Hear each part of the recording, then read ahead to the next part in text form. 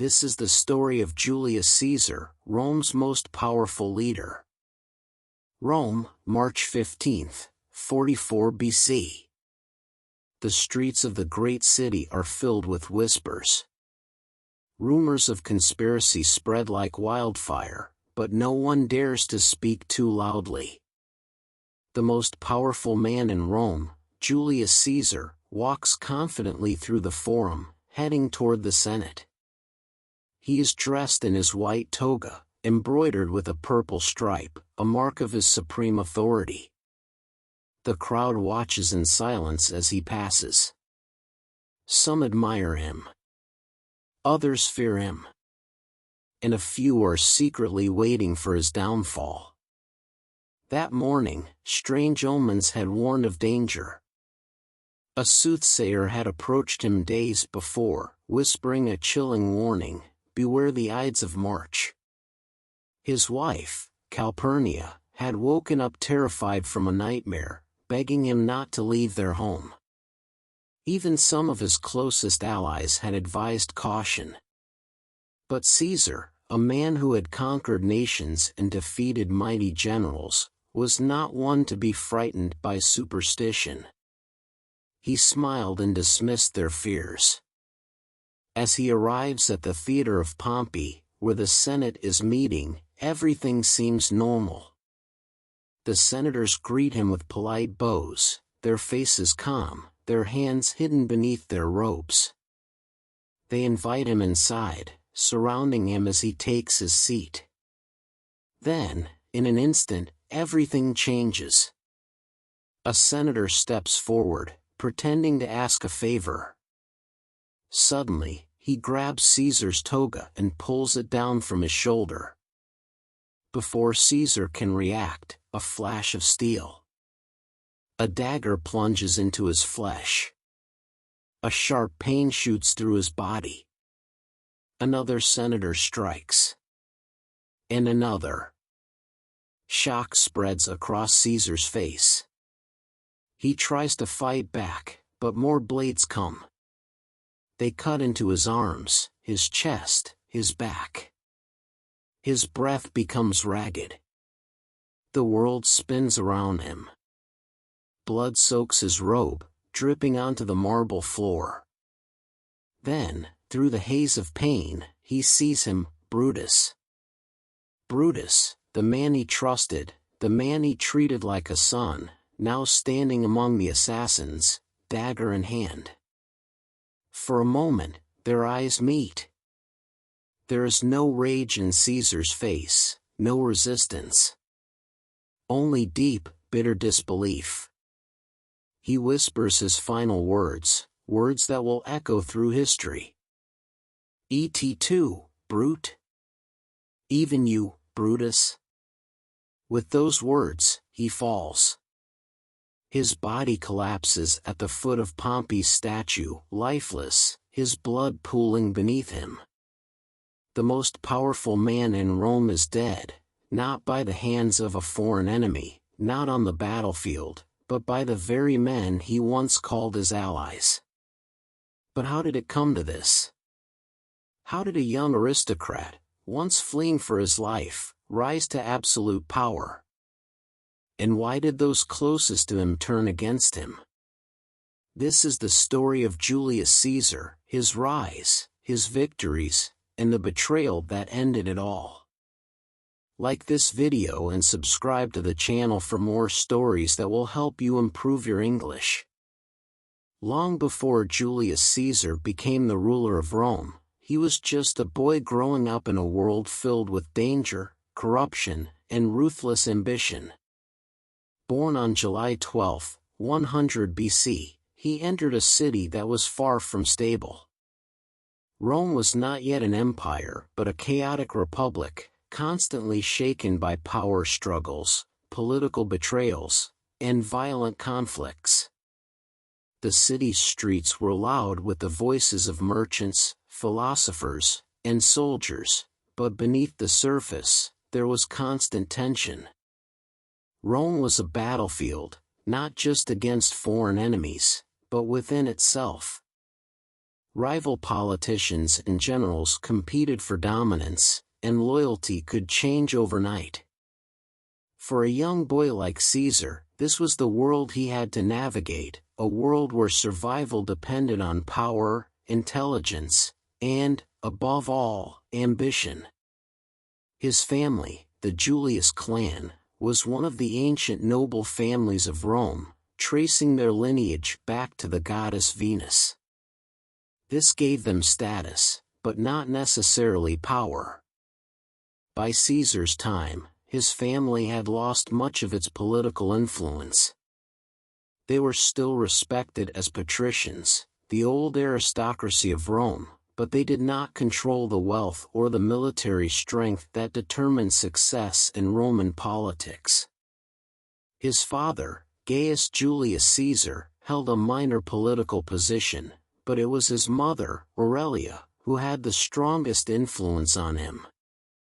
She was known for her intelligence, discipline, and fierce loyalty to her son. It was she who ensured that Julius received the best education possible, preparing him for a future that neither of them could yet imagine.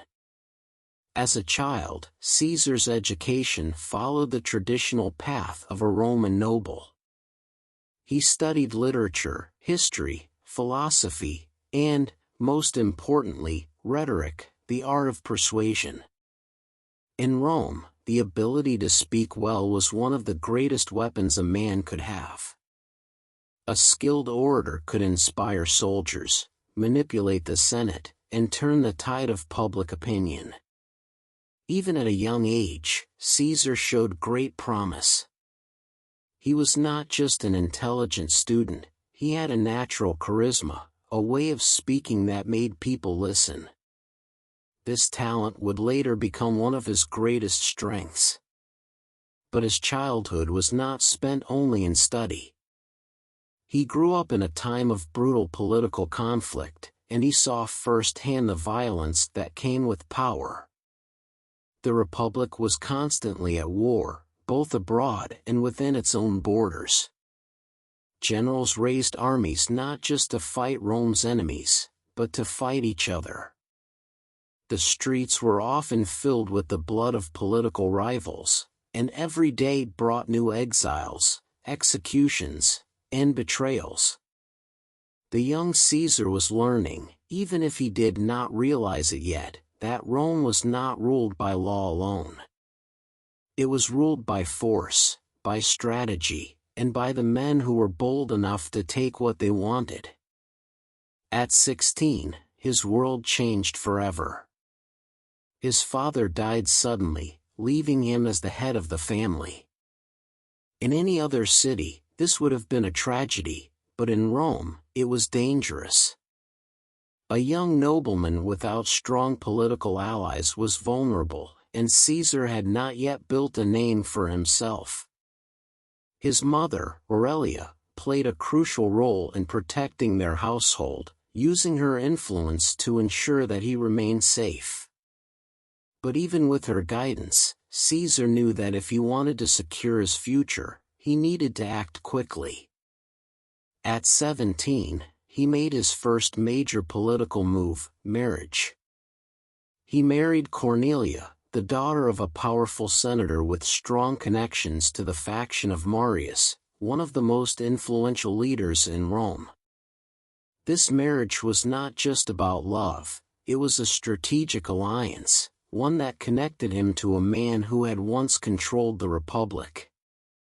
But politics in Rome was never stable, and soon, the tides turned against him. The dictator Lucius Cornelius Sulla took control of Rome after a brutal civil war.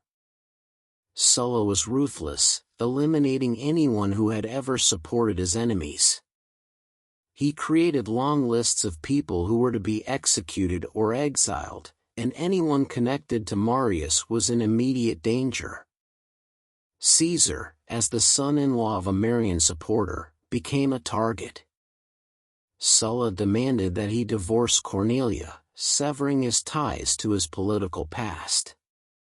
This was a defining moment.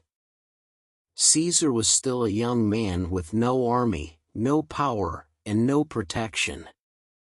He could have obeyed Sulla, saving himself and perhaps even securing a comfortable political future. Many others had done the same, abandoning their allies to survive. But Caesar refused. He would not betray his wife, even at the cost of his own life. His decision was bold, and it nearly cost him everything. Sulla was enraged and placed his name on the list of enemies of the state. With no other choice, Caesar fled Rome, becoming a fugitive at just 18 years old. He spent months on the run, constantly moving, always looking over his shoulder, knowing that if he was captured, he would be executed. He lost his home, his status, and any sense of security. He was no longer a promising young noble, he was a man fighting to stay alive. During this time, he learned lessons that no school could teach. He learned how to negotiate, how to inspire loyalty, and how to survive in the face of impossible odds. He relied on his wits, on the connections his mother had built for him, and on his own ability to adapt. Eventually, powerful allies intervened on his behalf, convincing Sulla to spare his life. The dictator reluctantly agreed, but before letting him go, he reportedly said, "In this young man, I see many Mariuses. One day, he will be the ruin of the Republic." Sulla saw something in Caesar that others had not yet noticed. A dangerous ambition, a hunger for power, a mind that could not be controlled. And Sulla was right. Caesar was no longer just a nobleman from a fading family. He was now a survivor, a risk-taker, and a man determined to carve his own destiny. His journey had just begun. Julius Caesar had narrowly escaped death under Sulla's dictatorship, but he knew that survival was not enough. If he wanted to reclaim his family's status and secure a future in Rome, he needed more than just noble blood, he needed power. And in Rome, power belonged to those who proved themselves, whether on the battlefield or in the Senate. He was still young, ambitious, and, for the moment, politically insignificant. That would have to change. With no official position and few allies left in the city, Caesar made a strategic decision. He left Rome to seek his fortune in the one place where a man could rise based on talent alone, the army. His military career took him east, to the frontiers of Rome, where he was sent to fight in campaigns that would expand the Republic's control. This was where his transformation truly began. War was the ultimate test of a man's ability, and Caesar embraced the hardships of military life. He marched alongside his soldiers, endured the same hunger and exhaustion, and fought with unmatched courage. While other young nobles sought comfortable assignments, he placed himself in the heart of battle, proving his worth not with words but with action. He quickly earned the respect of his commanders and, more importantly, the loyalty of the men under his command. The army was more than just a tool for defense, it was a path to power. A general with loyal soldiers could shape the fate of Rome itself. While in service, he encountered an event that would define his fearless nature. On his way to join his legion, Caesar's ship was intercepted by pirates in the Aegean Sea. These were no ordinary bandits, they were well organized and had turned kidnapping into a business. When they captured wealthy Romans, they demanded enormous ransoms, confident that their prisoners' families would pay for their safe return. They had no idea who they had taken. Caesar was not afraid. From the moment he was brought aboard their ship, he refused to behave like a prisoner. Instead, he acted as though he were the one in control. When the pirates set his ransom at 20 talents of silver, he laughed in their faces. That was far too little, he told them.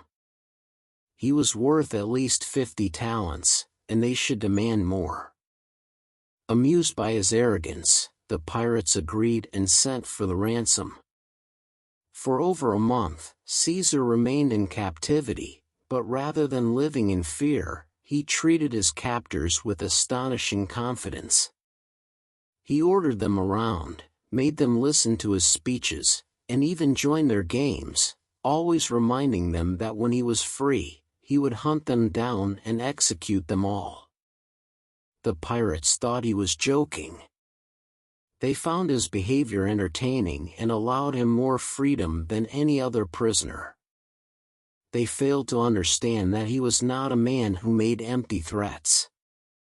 When the ransom was finally delivered, the pirates released him, expecting him to return home in humiliation.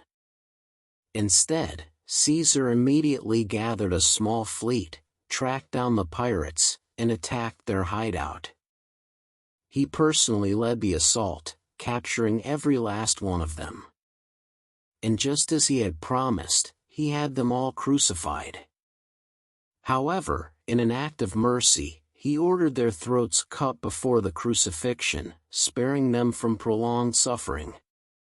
He had fulfilled his oath, and in doing so, he had sent a message: Julius Caesar was not a man to be underestimated.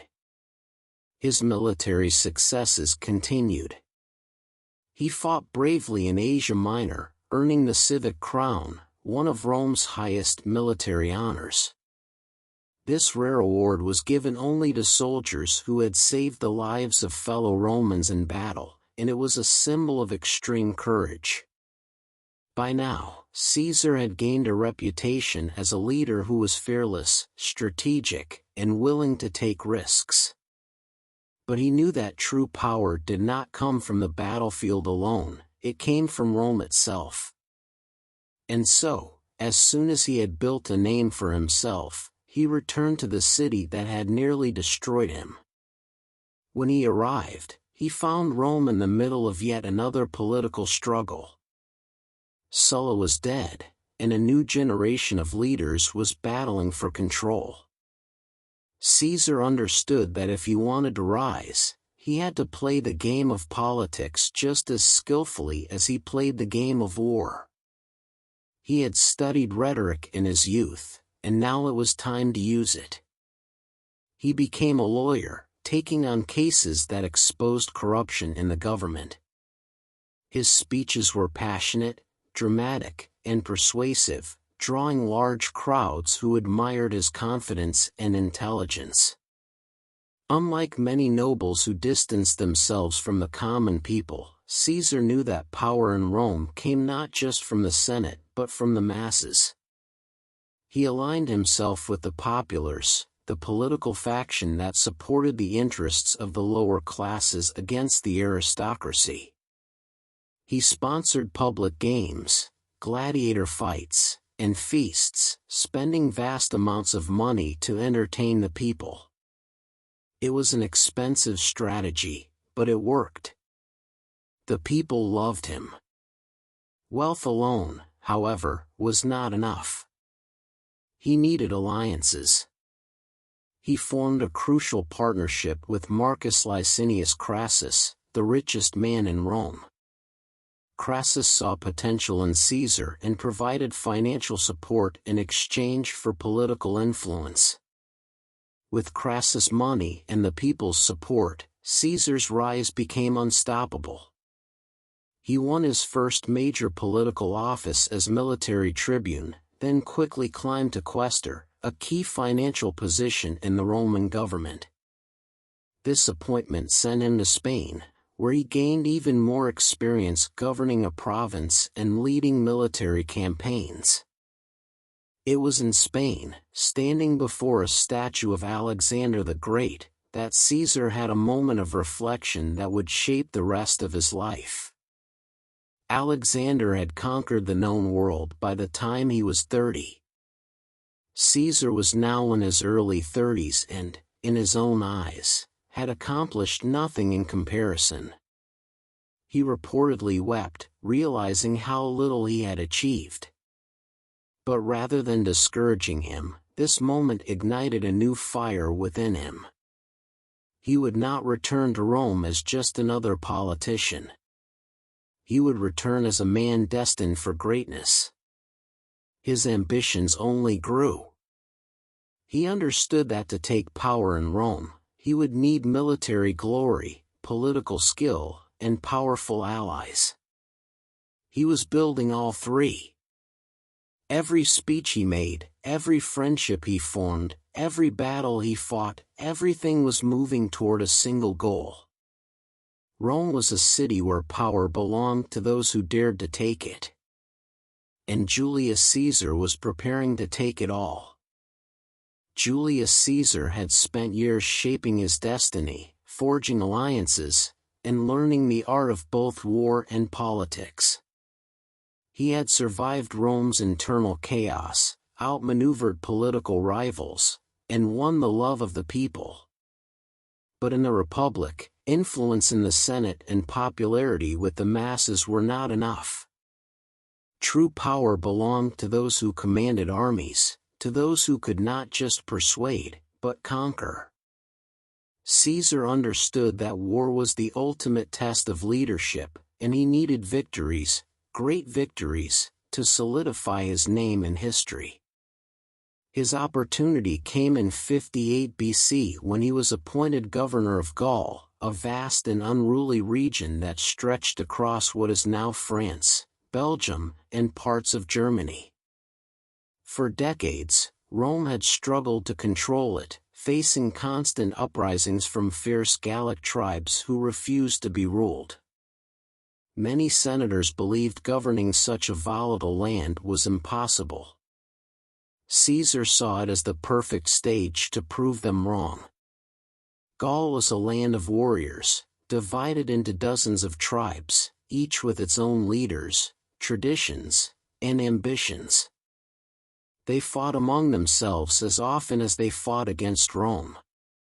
Caesar immediately recognized this as their greatest weakness. If they could not unite, they could not win. He began his campaign not just with force, but with diplomacy, forming alliances with certain tribes while isolating and eliminating others. He studied their ways, learned their tactics, and manipulated their rivalries. Every victory strengthened his reputation, every conquest expanded Rome's control. His soldiers, hardened by brutal battles, saw him not just as a general but as a man who led from the front, who shared their hardships, who was willing to march through mud and ice alongside them. They did not fight for the Senate. They fought for him. His campaign was unlike anything Rome had seen before. The Gallic tribes were skilled in combat, but they had never faced a strategist like Caesar. He moved swiftly, striking before his enemies could prepare, adapting to any terrain, using both deception and overwhelming force. Within a few years, much of Gaul had fallen under his control. His name became a legend, whispered with admiration by his soldiers and with growing fear by his enemies in Rome. The Senate had expected him to struggle, perhaps even fail, but instead, he was succeeding beyond anyone's expectations.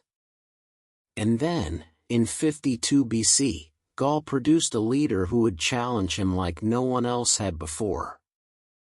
Vercingetorix was different from the other Gallic chieftains. He understood Roman warfare, saw the mistakes his people had made, and knew that if he followed the same path, he would be crushed. He united the warring tribes, something no one had done before, and adopted a strategy designed to frustrate Caesar's strengths. He refused to meet the Romans in open battle, knowing that Caesar's disciplined legions would overwhelm his warriors. Instead, he used scorched earth tactics, burning his own villages, destroying crops, and depriving the Romans of food and shelter. He forced Caesar to march deeper into hostile territory, far from his supply lines, where hunger and exhaustion weakened even the strongest soldiers. For the first time, it seemed that Caesar had met an opponent who could truly challenge him. The decisive moment came at Alesia, a heavily fortified hilltop city where Vercingetorix and his warriors made their final stand. Confident that Caesar could not breach its defenses, the Gallic leader prepared to withstand a long siege, knowing that reinforcements would eventually arrive to crush the Romans between two forces. Caesar, however, had other plans. He ordered his men to construct a massive wall around the city, cutting off all exits, ensuring that not a single soldier could escape. Then, expecting a counterattack from outside forces, he ordered the construction of a second wall, facing outward. The Romans were now trapped between two barriers, one to keep the enemy inside, one to keep the enemy out. It was an audacious, almost impossible strategy, but Caesar knew that victory belonged to those who dared to do the impossible. Weeks passed. The Gauls inside the city began to starve. Those outside attacked the Roman fortifications in desperate waves, trying to break through and free their leader. Caesar's men fought day and night, repelling every assault, holding the line despite exhaustion, hunger, and dwindling supplies. They knew that if they failed, there would be no mercy. Caesar himself stood on the battlefield, directing every movement, rallying his troops, ensuring that morale never collapsed. And then, finally, the siege broke. The Gallic forces outside the city, after suffering catastrophic losses, retreated. Inside, Vercingetorix, realizing that hope was lost, made his final decision. Dressed in full armor, he mounted his horse and rode out through the city gates. He did not beg, did not plead. He simply dismounted, removed his sword, and threw it at Caesar's feet. His resistance had ended. Gaul had fallen. It was one of the greatest military victories in Roman history, a conquest that would be remembered for generations. Caesar had not just defeated an army, he had crushed an entire civilization's resistance, expanding Rome's borders beyond anything the Senate had imagined. He had proven himself to be more than just a politician, more than just a nobleman. He was a commander without equal, a man who had never lost a war. His legions worshipped him. His enemies feared him. But back in Rome, the reaction was not what he had expected. His success had made him too powerful, too popular. The Senate, once his ally, now saw him as a threat. They whispered that he was no longer a servant of the Republic, but a king in everything but name. The man who had conquered Gaul now faced a different kind of battle, the battle for Rome itself.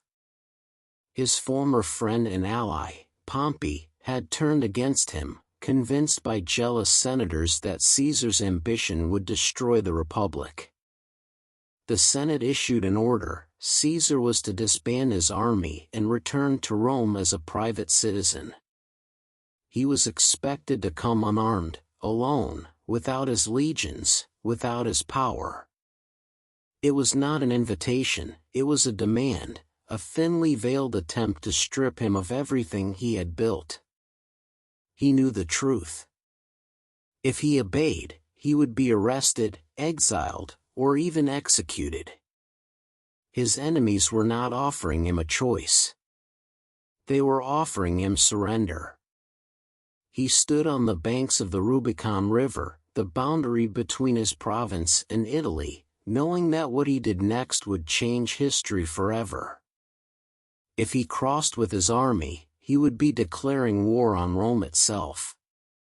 If he hesitated, if he backed down, all his victories would mean nothing. His soldiers watched him, waiting for his command. He took one final moment to reflect, then turned to his men. His voice was calm, but his words carried the weight of destiny. Alia iacta est. The die is cast. And with that, he crossed the Rubicon, marching toward Rome, marching toward civil war, marching toward immortality. Julius Caesar had spent years shaping his destiny, but now, everything hung on a single decision. The Rubicon River was not wide, nor was it deep, but crossing it with an army was an act of war. It was the boundary separating his province from the heart of Rome, and the Senate's orders were clear: he was to leave his army behind and return as a private citizen. But a private citizen had no power, no protection. If he obeyed, he would be at the mercy of his enemies, men who had spent years plotting against him, waiting for their chance to destroy him. If he crossed, he would be branded a traitor. There would be no turning back. He looked at his soldiers, men who had followed him through the frozen mountains of Gaul, through sieges, ambushes, and impossible victories. They would follow him anywhere. He took a breath, stepped forward, and led them across the river. Word spread like wildfire. Caesar had crossed the Rubicon. Panic erupted in Rome. The Senate had never truly believed he would do it. They had expected him to submit, to bow before their authority like every general before him. Instead, he had declared war. The city was thrown into chaos. Some senators fled immediately, taking whatever gold and valuables they could carry. Others urged Pompey, the Republic's most powerful general, to take action. Just a few years earlier, Pompey and Caesar had been allies, part of a political alliance that had controlled Rome. But that alliance was gone. Pompey now stood against him, commanding the armies of the Republic. The Senate had chosen their champion, and he had no choice but to fight. Caesar knew that if he wanted to win, he had to move fast. He marched south at lightning speed, capturing city after city without a fight. Towns surrendered rather than resist. His reputation alone was enough to make many Roman governors switch sides. But his ultimate goal lay ahead: Rome itself. The Senate expected him to storm the city in a bloody siege, but Caesar had no intention of destroying the capital he meant to rule. When he reached Rome, he found it empty. Pompey and his supporters had fled, abandoning the city rather than face him in battle. He entered without resistance, walking through the streets as the undisputed ruler of Rome. But he knew the war was far from over. Pompey had retreated across the Adriatic Sea, gathering his forces in Greece. The Senate's legions were still loyal to him. Caesar had won the first battle, but the true war had only just begun. Without hesitation, he pursued Pompey across the sea, determined to end the conflict before his enemies could regroup. The two greatest generals of Rome were now locked in a battle for the fate of the Republic. Pompey had the advantage in numbers, commanding a larger army supported by Rome's wealthiest provinces. But Caesar had something more powerful: momentum, loyalty, and the ability to adapt to any situation. The decisive battle came at Pharsalus in 48 BC. Pompey's forces outnumbered Caesar's nearly 2-1. His men were well-fed, well-rested, and confident. Caesar's were tired, outmatched, and surrounded. But Caesar had fought impossible battles before, and he knew that numbers alone did not win wars. He carefully positioned his men, setting a trap within his own lines. As Pompey's cavalry charged, expecting to crush Caesar's flank, they suddenly found themselves ambushed from the sides, surrounded and slaughtered. The balance shifted in an instant. Pompey's once mighty legions began to break. He watched in horror as his army collapsed before his eyes. His men threw down their weapons and fled. The battle was lost. Pompey himself barely escaped, fleeing to Egypt in search of sanctuary. But there was no refuge for a defeated man. The young pharaoh, seeking to win Caesar's favor, ordered Pompey's execution upon his arrival. As Caesar landed in Egypt days later, he was presented with his former rival's severed head. It was meant to be a gift, a symbol of loyalty. But Caesar did not smile. He did not celebrate. Instead, he wept. Pompey had once been his friend, his ally, a man he had respected. His death, executed by foreigners, was not the Roman way. He ordered Pompey's remains to be given a proper burial. The war against the Senate was over. Caesar had won. But Rome was only the beginning. Egypt itself was in turmoil, with a struggle for the throne between Pharaoh Ptolemy XIII and his sister, Cleopatra. Caesar, always a man who saw opportunity in chaos, became involved. He met Cleopatra, a woman as ambitious as he was, and together they forged a powerful alliance. Their partnership was not just political, it was legendary. Cleopatra sought to reclaim her throne, and Caesar saw in her the chance to extend Rome's influence over Egypt. With his help, she overthrew her brother, securing her place as queen. The two became lovers, and Cleopatra soon bore Caesar's child, Ptolemy XV, later known as Caesarion. Caesar spent months in Egypt, but he could not stay forever. Rome was waiting. The Republic was in ruins, its former leaders dead or exiled. He returned to Rome not as a victorious general, but as something more, a ruler unlike any the city had seen before. The Senate, now weak and powerless, had no choice but to accept his authority. He was named dictator, first for a year, then for 10 years, and finally, for life. The Republic was no more. But power had a price. His enemies had been defeated on the battlefield, but in the shadows, a new threat was growing. The Senate may have surrendered to him, but they had not forgotten what Rome once was. Some believed that Caesar was the Republic's savior. Others saw him as a king in all but name, a threat to everything Rome stood for. They whispered of betrayal, of removing him before it was too late. He had won every war.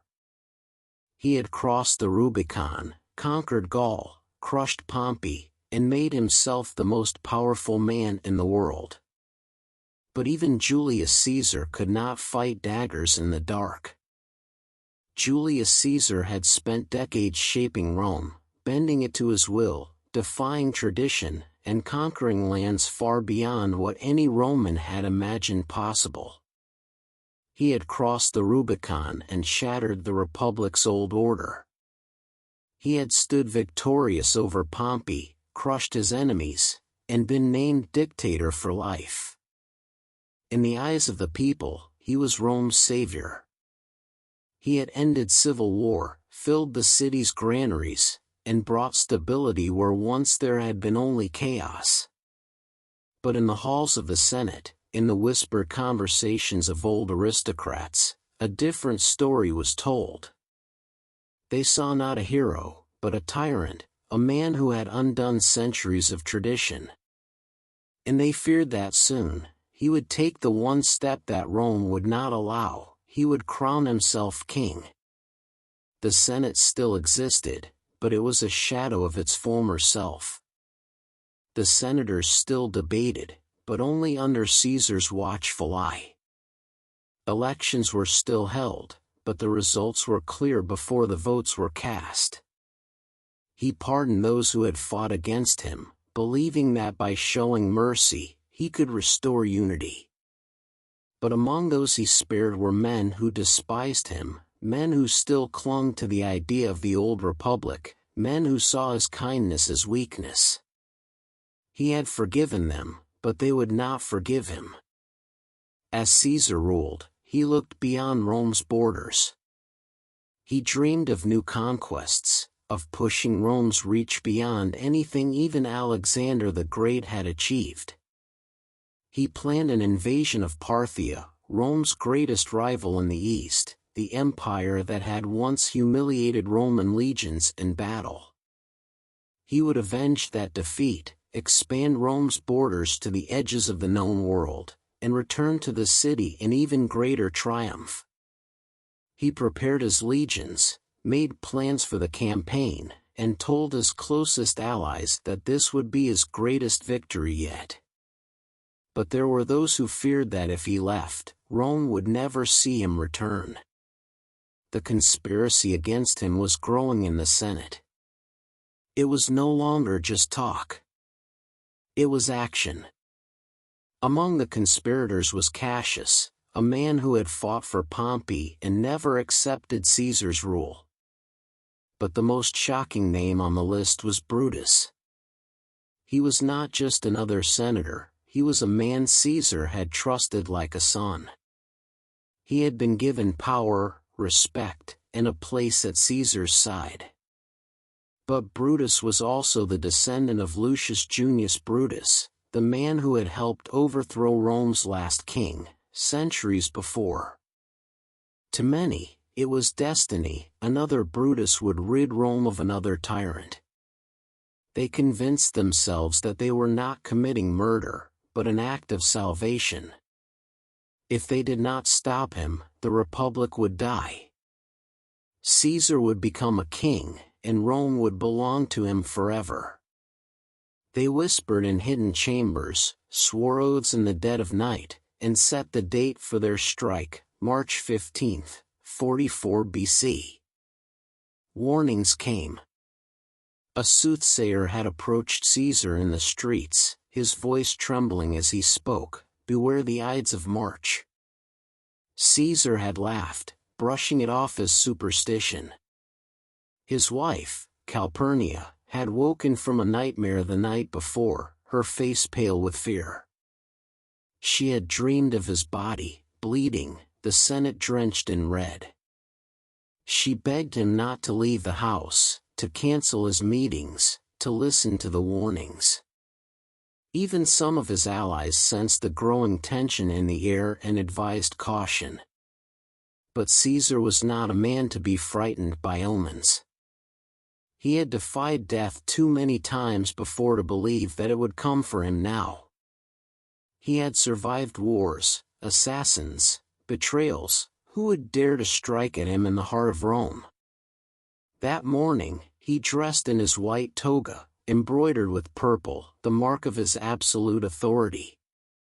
His steps were steady as he walked through the streets, the people bowing as he passed. The Senate awaited him at the theater of Pompey, where the meeting was set to take place. As he entered, the room fell silent. The senators watched as he took his seat, waiting. Then, they moved. One senator stepped forward, as if to ask a favor. But instead of words, he grabbed Caesar's robe, pulling it from his shoulder. The first dagger struck his flesh. A sharp pain shot through his body. He turned, eyes wide, as another blade tore into his chest. More followed. A dozen hands, a dozen knives, stabbing, cutting, slicing. He tried to fight, to push them away, but there were too many. His vision blurred. Blood poured onto the marble floor. Then, through the haze of pain, he saw Brutus. A silence, if only for a second. A moment of disbelief. A wound deeper than all the others. Et2, brute? Even you, Brutus? His strength failed. His body collapsed at the foot of Pompey's statue, the man he had defeated, the man whose death had brought him to power. And now, in death, Caesar lay beneath him, as if fate itself had written the final chapter. The senators stood over his lifeless body, their hands covered in blood, believing they had saved Rome. They had restored the Republic. They had freed the city from tyranny. They expected the people to rejoice. But they did not. News of his death spread, and Rome erupted. The people did not see a tyrant slain. They saw their leader murdered in cold blood. The man who had fed them, who had brought them peace, who had lifted them from civil war, was gone. Riots broke out in the streets. The conspirators, expecting to be hailed as heroes, were instead hunted. Mark Antony, Caesar's most loyal general, took the stage at his funeral and turned Rome against them. He lifted Caesar's blood-stained toga before the crowd, showing them the holes where the daggers had pierced him. He told them of Caesar's will, of how he had left his wealth to the people. And then, with a voice filled with rage, he named the men who had killed him. The crowd lost control. They burned the homes of the assassins, forced them to flee, and in that moment, it became clear Caesar's death had not saved the Republic. It had destroyed it. His heir, Octavian, would rise in his place, claiming what was left of Caesar's power. Civil war would come again. And in the end, the Republic would not be restored. It would be replaced by an empire, ruled not by senators, but by emperors. His assassins had feared that he wanted to be king. But because of their actions, his name would become something even greater. For centuries to come, rulers across the world would take his name as a title: Kaiser, Tsar, Emperor. His legacy would not die with him. Julius Caesar had fallen. But his name would live forever. What do you think? Was Caesar a savior or a tyrant? Let me know in the comments. Don't forget to like this video and subscribe to the channel for more stories that will help you improve your English. Julius Caesar was dead, but Rome was far from saved. His blood had barely dried on the marble floor of the Senate before the city erupted into chaos. The conspirators, believing themselves to be the Republic's liberators, had expected cheers, celebrations, a return to the old ways. But they had miscalculated. The people of Rome did not see them as heroes. They saw them as murderers. Caesar had given them stability, had ended civil wars, had brought wealth, food, and festivals to the streets. Now, they had been left leaderless, their future uncertain, their city on the brink of anarchy. The funeral turned into a moment of reckoning. Mark Antony, Caesar's closest ally, took the stage, holding up the blood-stained toga, showing the holes where the daggers had pierced through the fabric. His voice thundered over the silent crowd as he read Caesar's will. To their shock, Caesar had not left his fortune to senators or nobles, he had left it to them, the people. Each citizen would receive money from his personal wealth, proof that even in death, he had not abandoned them. The crowd, already furious, turned into an unstoppable force. They rioted, burning the homes of the assassins, hunting them through the streets, forcing them to flee for their lives. Rome had chosen its side. But the war was far from over. In the power vacuum left behind, two men emerged, Mark Antony and Octavian, Caesar's young adopted heir. Antony was a general, a warrior, a man who had fought alongside Caesar on the battlefield. Octavian was different. He was only 18, barely more than a boy, but he had one thing that no other man had: Caesar's name. And in Rome, names had power. At first, no one took him seriously. He was young, inexperienced, unknown. But they soon realized that beneath his youthful face was a mind as sharp as a blade. He understood politics as well as war. He was patient, calculating, and utterly ruthless when necessary. The two men joined forces, along with Lepidus, another of Caesar's loyal commanders, forming the Second Triumvirate. Together, they hunted down the assassins, tracking them across the Roman world. Cassius and Brutus, the leaders of the conspiracy, had fled to Greece, where they gathered an army, believing that they could still save the Republic. But they were wrong. At the Battle of Philippi in 42 BC, the armies of the Triumvirate clashed with the forces of the so-called liberators. Brutus and Cassius fought bravely, but they were no match for Caesar's heirs. One by one, their forces crumbled. Cassius, seeing the battle lost, took his own life.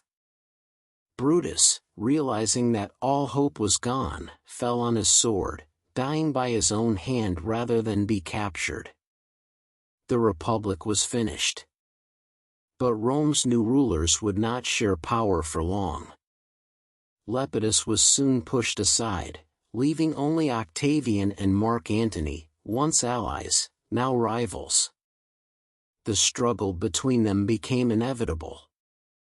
Antony had aligned himself with Cleopatra, Queen of Egypt, a woman as ambitious as any Roman general. The two ruled together from Alexandria, presenting themselves not just as rulers, but almost as gods, a vision of a new empire that blended the power of Rome with the wealth and mystery of the East. But to the Romans, this was betrayal. Octavian knew how to use propaganda. He painted Antony as a traitor, a man who had abandoned Rome for a foreign queen, who had chosen Cleopatra over his own people. It was a lie, or at least a half-truth, but it worked. The Roman Senate declared war on Cleopatra, and by extension, Antony. The final battle came at Actium, in 31 BC. Octavian's fleet, commanded by the brilliant general Agrippa, crushed the forces of Antony and Cleopatra. Their ships burned, their soldiers surrendered, and their empire collapsed. Antony, realizing that he had lost everything, fell on his sword, dying in Cleopatra's arms. Days later, Cleopatra took her own life as well, choosing death by poisonous asp rather than face humiliation as Octavian's prisoner. Octavian returned to Rome victorious. There was no one left to challenge him. The Senate had no power, the people adored him, and his enemies were dead. And so, in 27 BC, he took on a new title, Augustus, the first emperor of Rome. The Republic was over. The empire had begun. Julius Caesar had not lived to see it, but it was his legacy. His assassination had not restored the Republic, it had destroyed it. The very men who had killed him to save Rome had instead ensured that Rome would never be the same again. His name would live on, not just as a memory, but as a title. From that moment on, every ruler of Rome would be called Caesar. His bloodline would sit on the throne for generations. And even beyond Rome, his name would echo through time, the Kaisers of Germany, the Tsars of Russia, all tracing their titles back to him. More than 2,000 years have passed since his death, but his shadow still looms over history. His strategies are still studied in military academies. His political maneuvers are still analyzed. His name still carries power. He was loved. He was feared. He was betrayed. But he was never forgotten. Do you think Julius Caesar was the father of the Roman Empire or the man who destroyed the Republic? Let me know in the comments. Don't forget to like this video and subscribe to the channel for more historical stories that will help you improve your English. The story of Julius Caesar is more than just the tale of a man, it is a lesson in power, ambition, and destiny. He was a soldier, a general, a politician, a dictator. He changed Rome forever, not through fear, but through vision. He built roads, reformed laws, and expanded the Republic to heights it had never reached before. He stood at the center of history, shaping an empire that would outlast him for centuries. But power comes at a price. His ambition made him unstoppable, but it also made him a target. He had won the love of the people, but the Senate saw him as a threat. He had conquered the world, but he could not conquer the fears of those around him. And in the end, it was not the sword of an enemy that struck him down, but the daggers of his own countrymen. His death did not restore the Republic. It did not save Rome. It sealed its fate.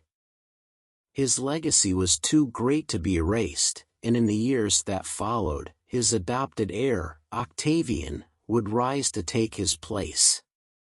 The Republic would become an empire, ruled by emperors who would take his name as a title, Caesar. Even beyond Rome, his name would echo through time.